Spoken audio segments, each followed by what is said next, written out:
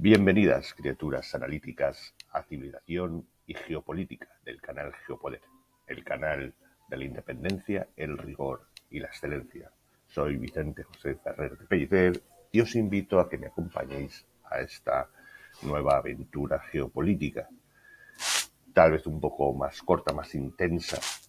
porque más bien será para poneros algunos deberes. Estoy aquí en Lisboa, capital de Portugal, y vamos a aprovechar para un momento geopolítico fundamental en la historia. Un hecho que es absoluta y totalmente geopolítico. Y es la unificación, no la reunificación de España como sujeto político en lo que fue el último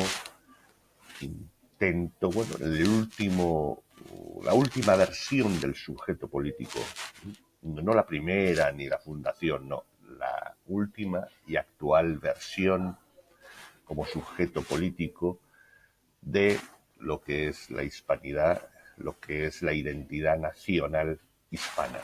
que es el Reino de España, que en diferentes, por supuesto, constituciones y organizaciones internas, no ha habido solución de continuidad, es decir,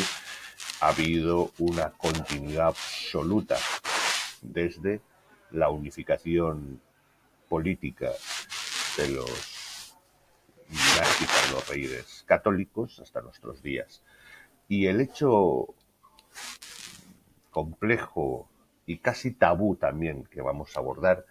es precisamente que lo que llevó a Isabel la Católica y a Fernando al poder no fue simplemente unos derechos personales de sucesión, fue todo un programa político, un programa geopolítico, un programa absolutamente consciente, algo que trata de ocultar o ignorar, o sencillamente gran parte en, en sus errores analfabéticos, casi al alfabetismo funcional,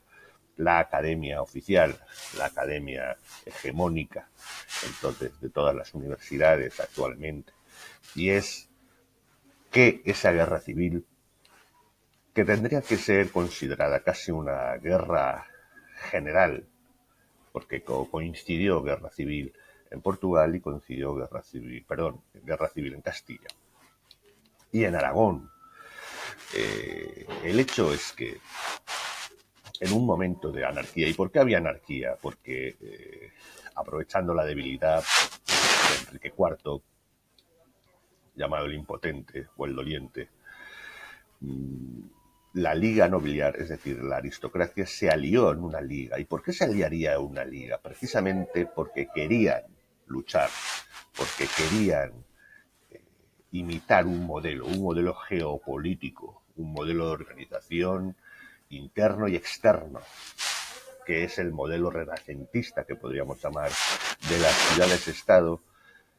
itálicas, porque Italia no existía, no existe, bueno, existió desde el siglo XIX, las ciudades-estado y las repúblicas o reinos italianos, porque evidentemente era la cúspide de la hegemonía personalista, feudal, de señores que querían vivir en esa red de pequeños sujetos políticos. Por lo tanto, querían romper esa sinergia, romper esa dinámica que era la Reconquista y que era el programa, un programa absolutamente consciente de reconstrucción, de unificación de la Hispania goda, que gobernó en toda la península y norte de África, por supuesto, como un sujeto soberano absolutamente definido y consciente. Para ello, la Liga Nobiliaria aprovechó esa debilidad de Enrique IV y las varias crisis que hubieron en el reino de diferentes tipos para socavarlo, además de aprovechar los levantamientos precisamente también en el mismo sentido feudal y antimonárquico de los aristócratas aragoneses, concretamente de los condados catalanes y alrededores. Así, lo que era el desposamiento, o sea, el desposar, el casar a Isabel la hermana menor del rey Enrique IV, era un hecho fundamental. Todos dudaban mucho no, era obvio que era incapaz de tener hijos. Enrique IV era estéril, y cuando nació Juana, la Beltraneja llamada, nadie se creyó que era una hija legítima. Y la cuestión está en cómo trataron de conquistar la mano de Isabel. Tanto, por ejemplo, el rey de Portugal, Alfonso V, llevaba a haber una reunión con ella y ella lo rechazó. Y desde casi los 3 años, Juan II de Aragón quería, desde que tenía Isabel 3 años, quería enlazarla con su hijo Fernando. Evidentemente, detrás de eso no solamente habían intereses particulares o incluso políticos a nivel de reino, sino una auténtica concepción, en continuar esa obra que había comentado San Vicente Ferrer y los próceres en el compromiso de Caspe en 1412, poniendo a los Trastámara también en la casa de Aragón, en la corona de Aragón, y siguiendo esa obra que obviamente tenía absolutamente consciente, que era la llamada Reintegratio Hispaniae. Así que Isabel, plenamente consciente de lo que hacía y de lo que no hacía, ya desde adolescente tenía muy claro, era una persona extremadamente culta, manejaba ahí los idiomas clásicos, griego, latín y otros, francés, posiblemente incluso inglés, y tal vez alguno germánico, por al fin y al cabo ser la casa de Borgoña. Trastámara es la forma hispanizada de Borgoña. Trastámara es un castillo, como Windsor. Así pues, la decisión de Isabel de inclinarse hacia Fernando de Aragón y viceversa era una clara apuesta geopolítica para que esa Reintegratio Hispaniae se hiciese entre esa reconstrucción de la España ulterior con la citerior, que era Castilla y Aragón, y no con Portugal, que al fin y al cabo era una escisión de Castilla. Y tenía otro concepto bastante menos sólido que el de un reino unificado hispano. Así pues, ya hubieron varias rebeliones antes de morir Enrique IV, porque por aquellos de la Liga Nobiliar, el duque o marqués, el marqués de Villena, si no recuerdo mal, Pacheco, en la cual quería introducir o quería apoyar a la princesa Juana para que no fuese Isabel, aunque finalmente fue declarada princesa de Asturias, Isabel de Castilla, mediante el trato de los toros de Guisando, si no recuerdo mal, pero la Liga Nobiliar no lo aceptó. Así que hubo unas primeras rebeliones que finalmente se saldaron con una primera aceptación de Isabel, y cuando murió Enrique IV estalló una gran guerra civil. Esa gran guerra civil que debería llamarse la Gran Guerra Civil, una guerra nacional de la hispanidad, una guerra nacional de la reconstrucción de la Reintegratio Hispaniae. Esa es la realidad, que por supuesto los historiadores, argumentando o agarrándose a la estricta letra de la documentación, pues no quieren reconocer, pero es obvio, y así incluso también está escrito en cartas y en sucesivos y sus mismos actos y palabras, la voluntad de Isabel y Fernando era la de un programa de reconstrucción definitiva del reino godo de Hispania, en definitiva. Por eso sabía el rey de Portugal que se jugaba en esa guerra civil mucho más que simplemente que lo que les pasaba a los vecinos, sino el futuro mismo de la existencia de Portugal. Porque esa mecánica, evidentemente, si había respondido en Aragón después de varias generaciones, desde 1412, pues tarde o temprano le pasaría a Portugal, que es exactamente lo que ocurrieron 2 o 3 generaciones después, que Portugal acabó dentro de la corona de las Españas, de España. Así que el rey de Portugal entró con todo su ejército porque sabía que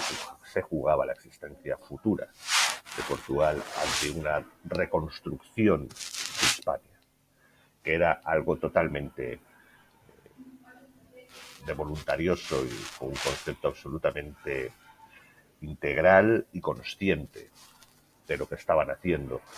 Y por supuesto la Liga Nobiliar no simplemente se rebelaban por unos privilegios o se rebelaban por apoyar una determinada candidata, se rebelaban por todo un concepto político y geopolítico. Sabían que se jugaban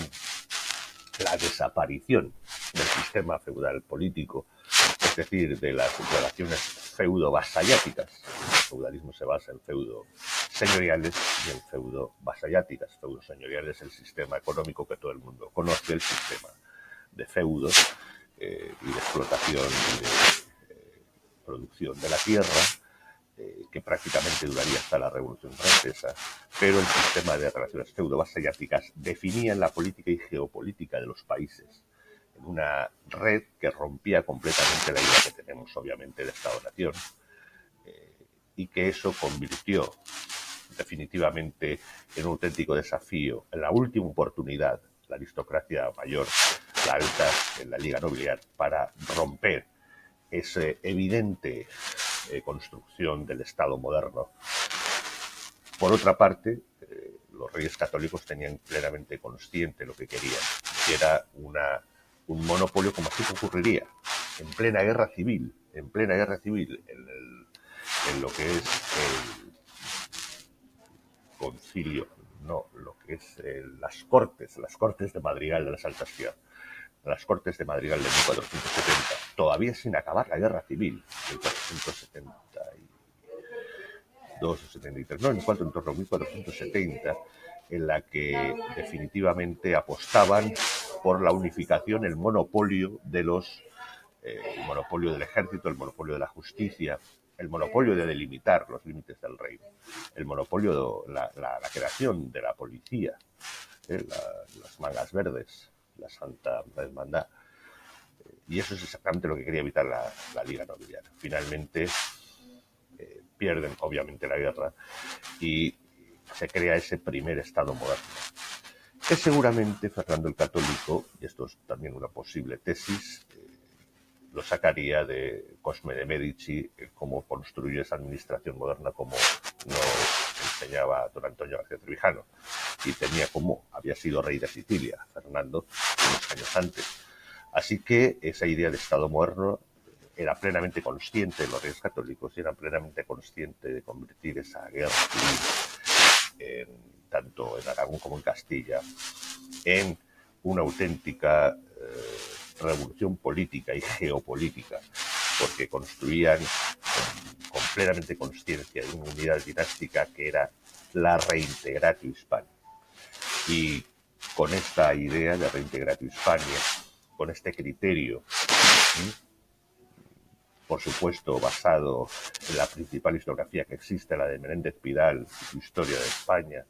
y la de Ricardo de la Cierva, Historia Militar de España, Domínguez Ortiz, por supuesto, como siempre, etcétera, y Claudio Sánchez Albornoz también, pues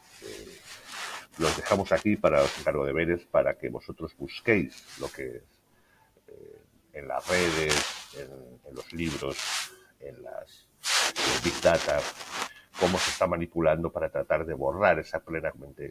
consciencia de ello, ¿sí? Así que con esto me despido, espero que os haya gustado y veáis que es un